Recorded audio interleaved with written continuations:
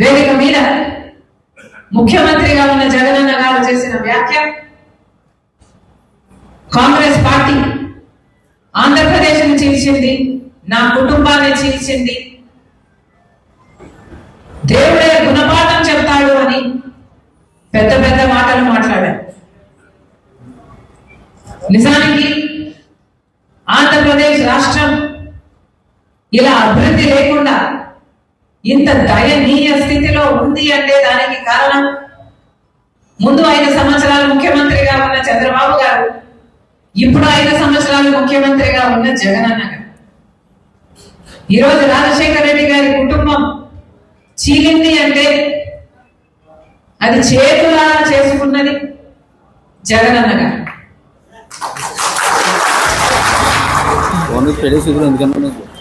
దీనికి సాక్ష్యం దీనికి సాక్ష్యం నా తల్లి విజయమ్మ రాజశేఖర రెడ్డి గారి భార్య. దీనికి సాక్ష్యం నా యావత్ కుటుంబం.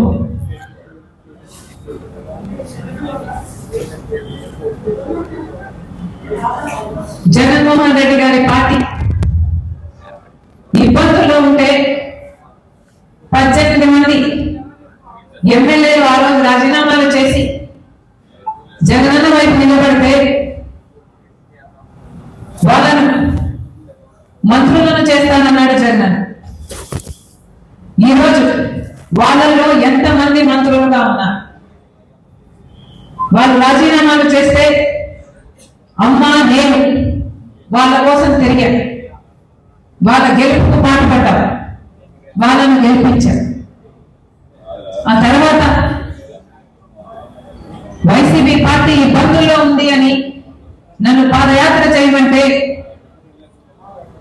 నా ఇంటిని వాటిని అన్ని పక్కన పెట్టి నా బిడ్డల్ని సైతం కాదనుకుని ఎండనక వాననక వేల కిలోమీటర్లు నెలల తరబడి రోడ్డు మీదనే పడుకుని 3200 కిలోమీటర్లు పాదయాత్ర చేసింది రాజశేఖర రెడ్డి.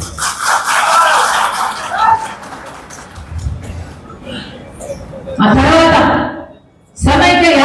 సమైక్య ఆంధ్ర కోసం యాత్ర చేయమని అడిగితే మన ప్రజల బాధ కోసం కదా అని ఆ యాత్ర కూడా చేశారు. తెలంగాణలో ఓదార్పు యాత్ర రాజశేఖర రెడ్డి గారు చనిపోయిన కుటుంబాలు పరామర్శించడం అది కూడా చేశారు. ఎప్పుడు అవసరం వస్తే అప్పుడు వారికి అండగా నిలబడ్డారు.